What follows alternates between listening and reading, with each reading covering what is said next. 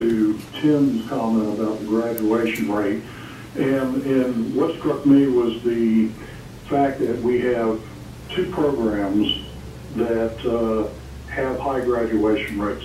First is Marie G. Davis Leadership Academy. They're at 100% graduation rate. Our junior ROTC programs are at 97%.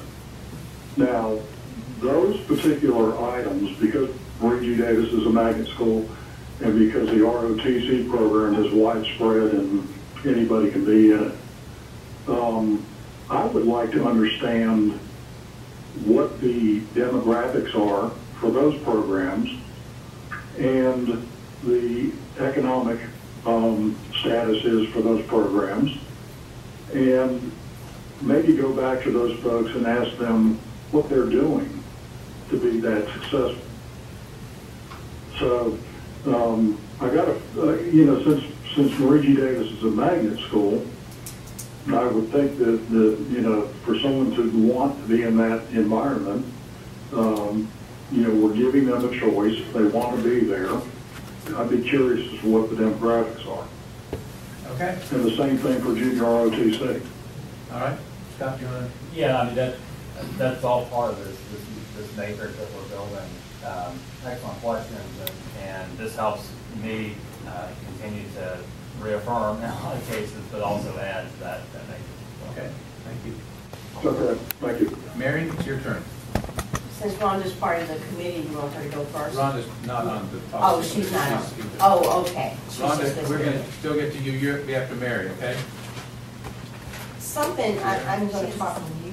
Okay. Something that I read really struck me, and it talked about two institutions that's in every community and every city, which are your schools and your churches. And they are the two most segregated places in every town. Our churches and our schools.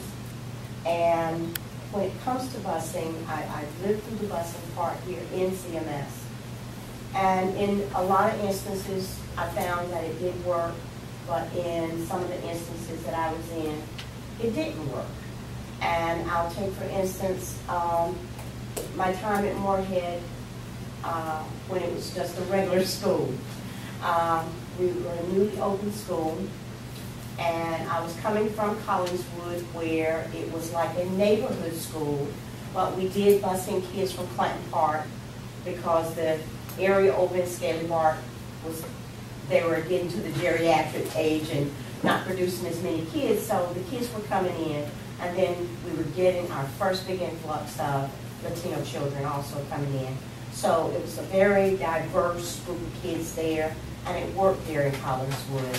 And then moving up to Moorhead, I didn't know what I was going to be expecting, but we were busing kids all the way from Bronze over in that 5 Points area. And those children, we were a late school there. Nathaniel was the early school. They would get on the bus at 7 in the morning and get to school, go to breakfast, and we started classes at 9:15.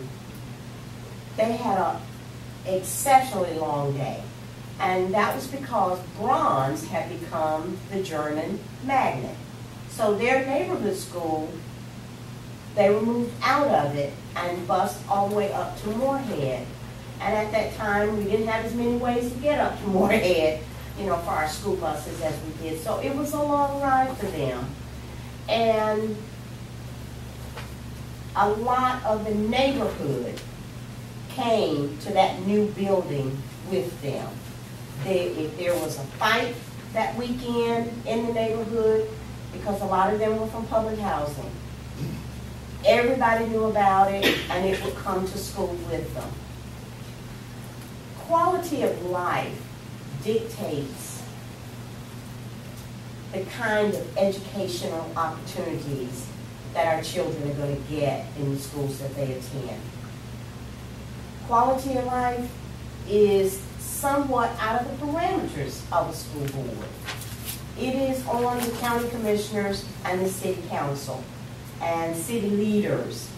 And it's also part of our community. And when I talk about quality of life, I can think about my own neighborhood. I live in District 6, but I'm on the other spectrum of District 6. You know, we like to laugh and say you got a poor District 6 and you have a rich District 6. So I'm on the other end. And I thought I would never live to see where principals are glad to become Title I schools so that they can get an influx of more capital to help them on the operational side. Because that was not so when I first moved out there 23 years ago. And I thought I would never live to see the day. But because of things that happened within the city limits, it brought children out into our neighborhoods that we had never encountered. I'm still in a neighborhood that does not have street lights. We have lamps on every other corner, and those lamps can only be a certain height. I'm in a neighborhood where there are no sidewalks until you go past my house that lead up to Lebanon Road Elementary. We finally got sidewalks going to Independence High School. Kids had to walk on the side of the road to get to Independence. And now we have sidewalks, so we are coming within the 21st century, I believe, out there. My child I used to have to sit on the curb with her to wait for the bus because there was nowhere to stand.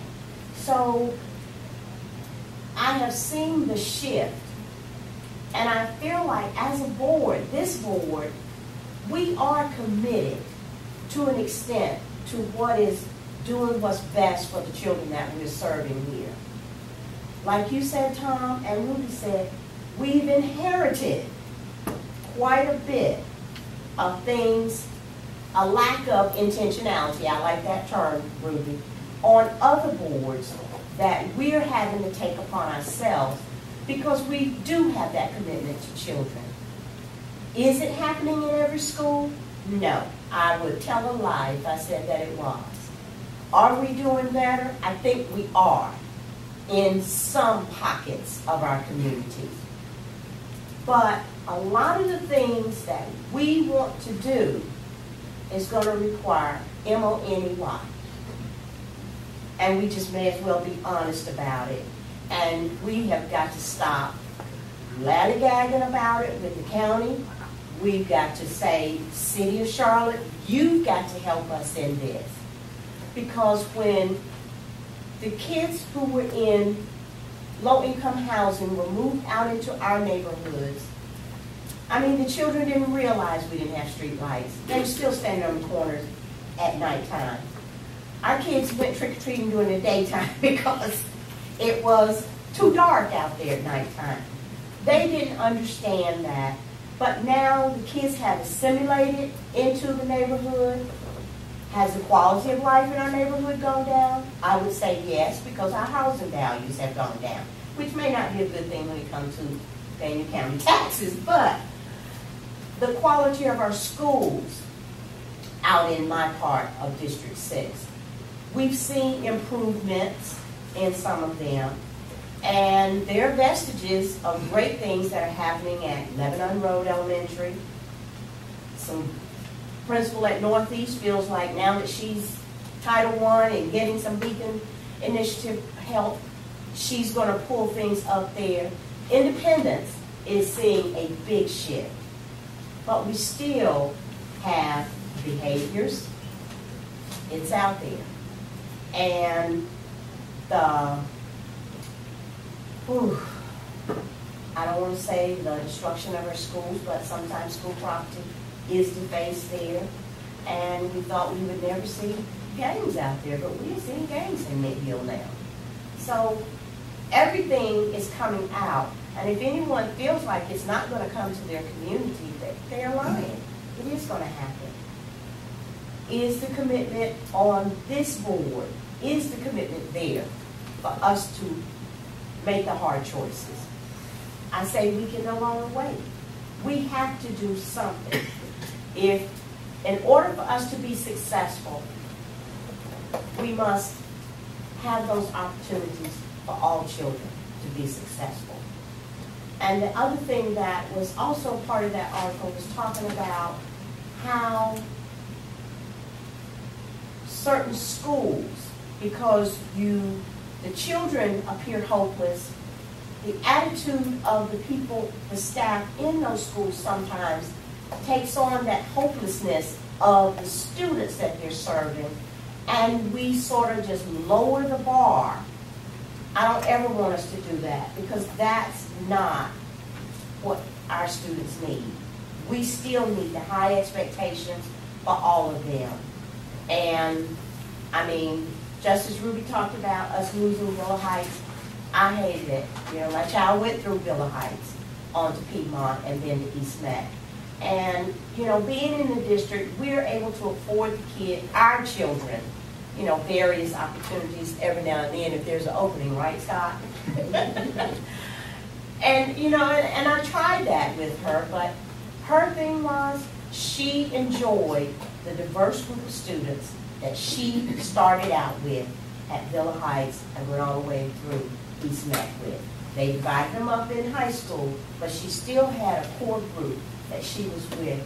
And I wish that on all of our students, that they can start out with a diverse group, and diversity takes on many forms. And they can stay with that core group throughout. But when you start out in elementary and then you got to divide up in middle school and then you divide up even more so in high school, our kids are not getting continuity.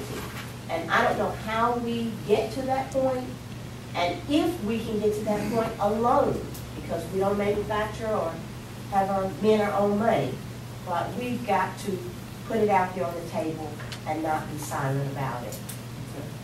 Any comments to Mary from anybody? Ruby? You spoke of the suburbs. I have been talking quite a bit with millennials in the inner city, and they are diverse. They want to be in the city, and they are a sense of community, and they have their baby buggies, and their children are going off to kindergarten and all of that, and they're frustrated. They are diverse in their community. Villa Heights again, but some go here, some shipped off to Walter G. Byers. So we need to look at the changing culture in our city. We are getting a lot of people who are choosing just right around the inner city, and you will see that. And these are young parents. Like you say, some of these outlying areas, we're getting old. Yeah, we are. And we don't have the school children anymore. So I try to stay fresh by talking to the ones who are having babies, having children. Well, Tim and I, we enjoyed going up to Idlewild and to Lebanon Road for the first day of school, holding the door open for the kids and the parents.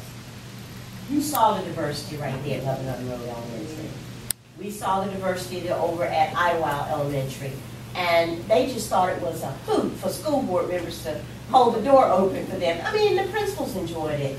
But it was a chance for, you know, I wanted Tim to see my side of District 6, you know, and what goes on over there. And just talking to Tom about how it was set up for Shamrock Elementary. You talked about how where your church is situated, you may have people on different sides of the sidewalk who go to 3 different schools. You know, that's something we really have to look at. And we made an effort, a stab at, trying to make some corrections. And I feel like collectively, we can do it on a wider scale. But we've got to keep in mind that this is what we're doing what's best for all children.